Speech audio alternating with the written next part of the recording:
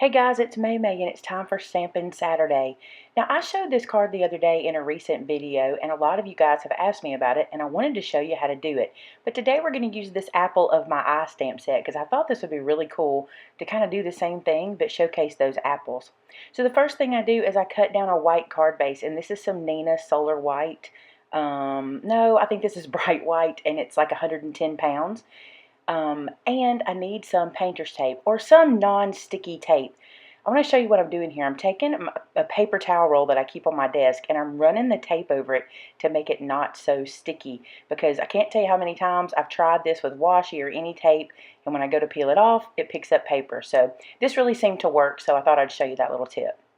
Now you can see I've taped the card down to my work surface, and now I'm going to tape off the section where I don't want stamps. So you saw on the sides of the original card, the leaves were to the side of where the tape is, so that's what I'm working on. I got a little specific and used my ruler there. You don't have to do that, you can eyeball it, but I'm going to be drawing some lines in a minute and I want them to feel pretty straight, so I thought I'd better measure that to make sure it was close. And then I just take the other piece of tape and put it beside it and kind of eyeball it using the first piece to get them kind of straight, and I do check that again with the ruler. Now this is a super fun project, and I think you could do this with a million stamps. I even think you could do this with like sentiment stamp sets. I think it'd be really cool to have a bunch of words on either side. So now I'm picking the stamps, and I decided to use every apple in this set except the two caramel. We do use a caramel later, but not at first. So Tuxedo Black Memento, because at this point I wasn't sure how I was going to color these guys. I wasn't sure if I was going to use alcohol markers or color pencils, so I thought this would help to go ahead and use Memento just in case. So now I just start stamping those apples all along the sides of the tape, on and off the tape, and this is what's going to give it the illusion that the apples are behind a white panel that actually doesn't exist. It's just going to be an optical illusion. And I just kind of play around with the apples and twist them and turn them in different directions. And one thing that's really important is to make sure you stamp those apples on and off the card as well. So like at the top and at the bottom, you want it to feel like they're kind of flowing off the page, because if you look at designer paper, that's kind of what it does to make it look like, a full sheet. See how this apple hangs off the bottom? You want to make sure you do that as well.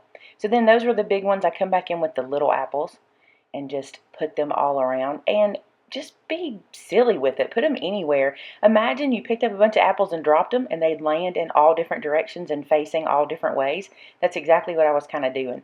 Just twisting and turning and putting them wherever I thought they looked cute. So a few more apples. I used every one, including the ones that have the little seed core showing, and I'll show you how I color those in a second. I've decided to do something a little different. Now I do decide to use my Spectrum Noir marker, so I'm glad I used the Tuxedo Black ink by Memento. However, I didn't think about that when I made the card base, and because of that my alcohol markers are going to bleed through, and so I'm going to end up cutting this panel off and replacing it onto a card base later, but I'll show you that. So this is the little leaf, and I just use it as a filler. This is the fun part to me, is doing the little filler part, and you'll see I just kind of get going. I just ink the stamp and kind of get into a rhythm, and it's super fun to do this. And put that leaf wherever you want it. Even if he's kind of floating, it really doesn't matter, because you just want him there for color and to look like part of the organized chaos that we're stamping here. Now, I left all of this part in because I think this is the most fun. Revealing from the tape is my favorite part, is pulling off the tape.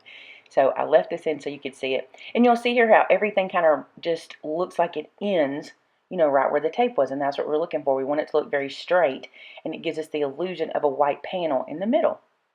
There's the top. That looks really cool. And of course, like I said, that's going to get cut away in a few minutes. Now I bring out my mini Misty, and I decide I'm going to use the sentiment that says "You're the apple of my eye," and I want to put it kind of close to the bottom of that middle layer panel we made.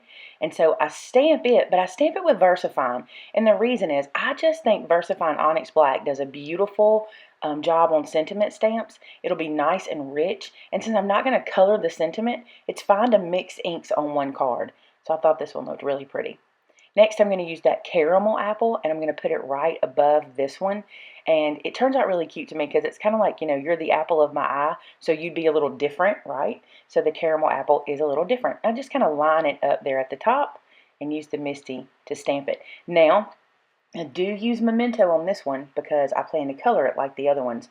So you'll see me bring that. Yep, there it is. The same Memento we used earlier. and I'll be able to color it. I love using the Misty for this kind of stuff specifically because I didn't want to mess up all that hard work I did. So it works perfect in this application because I know exactly where I'm stamping and I know it's going to be right. So now we've got everything stamped and it's time for the fun part, the coloring. So these are my Spectrum Noir markers, and what I did, you see there on the left, I made a color chart with all the colors I thought I might want to use in this project, and I went ahead with a pen and wrote the number on top of the color swatch. I'm using several reds, 4 greens, roughly green. Some of them are a little bit yellow, and then some browns and tans because I just thought all these colors went well together and I was able to use them throughout the entire scene. So here I'm just coloring in the apple, and for those of you who are not really good with your markers yet, no worries because I don't do any shading, any blending, nothing. I'm simply coloring the apples in different shades. So you'll see here I'm going to jump around and use that one marker for several apples, but then I'm going to come back and get a different red for several other apples. So that's what's going to give the page kind of the variation in color, but I'm not going to do any shading or anything. And I just kind of take my time and locate which ones I want to be which color. Now here's that apple that has a little seed showing. I decided I didn't want to leave it just black and white because I felt like it would kind of be out of place. So I took my marker and only did the outline around it, like where the peel would be. And I really like how that turned out because, again, I didn't want it to just be kind of floating in space and not be colored like everything else. And here I think, yeah, I've already mixed the color here. It may be very hard to see on camera, but this is not the same marker I was using earlier. And so now I start to get a little variation in the red shades. One thing I like about doing the color chart is it kind of lets me reference back and forth to what color, what the colors look like. So then I can decide which ones I want to use in which spots. And then one thing I did was I wanted to do a bright yellow apple because I love yellow apples. And this is kind of a yellow-green, which I feel like those apples are. And I want to use this around the page to give it a little more interest. Instead of just being a bunch of red apples, I wanted to kind of mix it up. So it's still not shading anything, just using different colors to give the feel of some movement in the apples. And I'm just outlining that one again that's got the seeds. I thought that was cute. Then I'm going to color those leaves, and I typically used a darker color on most of those leaves. I thought it would be nice to have them kind of pop and put a little bit of darker than what I've been using.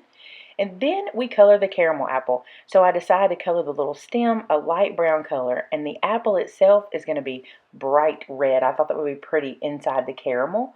So I used one of those brighter red colors to do that. Don't you just love a good caramel apple this time of year? Me too. It's not cold enough yet though. It needs to cool off a little bit. Now just a quick tip, if you're concerned about coloring a straight edge on the side of those apples, just leave the tape there and do your coloring before you remove the tape and you'll be just fine. You won't have to worry about having to stay close to that edge like I did. You see how it bled through? I'm just going to trim that off and I can use that other piece for another card front another time. So now I'm taking my white Uniball pen and adding a little bit of highlight here and there just to different places. I thought this would really kind of give it a three-dimensional effect and let it really pop off the page. And I do it on all the apples. Anywhere I think I want a little bit of light, I just use that white pen for that. If you're worried about where the light should go, don't stress too much. Let the stamp kind of tell you. Sometimes there'll be little highlight marks in your stamps that you're using, and you can just kind of trace them. But just play around with that color. Light can just kind of bounce around the page with that white little highlight. It makes it like you got shiny little apples. Now I just take a black Uniball pen and I'm lining it up to where the coloring stops and just making a line all the way down. But here's something important. With your ruler, make sure you lift it straight off the page and then wipe off that ink, because if you don't, you could spread it around on your hard work and you don't want to do that. So just wanted to give you that tip because that ink will live on a ruler for a minute. Next, I take that same black pen, and in mimicking those seeds in the apple, I just do these little 3-dot clusters here and there. I did this on my original card too, but I did it in gold and silver, and I thought it just really added to the look and kind of filled in some blank spaces. So then I take out my gold pen and I think I'm just going to highlight this caramel a little bit with this gold. And at first I did exactly that. And then the more I got to coloring, the more I liked how it looked on that caramel. So I eventually end up coloring that entire caramel in that gold pen. And that is a gold Uniball pen. And I just love how that turns out. It's actually very shiny on the card and it really makes it pop, which even focuses more on the apple of my eye. I thought it was super cute to do it that way. And here we go. We're ready to put it on our card. And here's what I do. These are those hot buy cards from Michael's. And I tend to use these for card bases sometimes. And notice how that says love underneath. You're not going to see it, but I wanted that gold edge to match that gold on that caramel apple. So I'm just kind of repurposing that card. And I just glue that card base down and we are ready to go. So there you go, guys. That's a little fun technique you could use with any of your stamps. And you know I can't wait to see what you guys do when you recreate it. So if you try this out, share it with us on our Facebook group, which is called Maymay Made It, and so did I. I cannot wait to see what you guys do, and I hope you enjoyed this one for a little bit different, something that you could do with your stamp sets. Have a great weekend, guys. Talk to you soon. Bye-bye.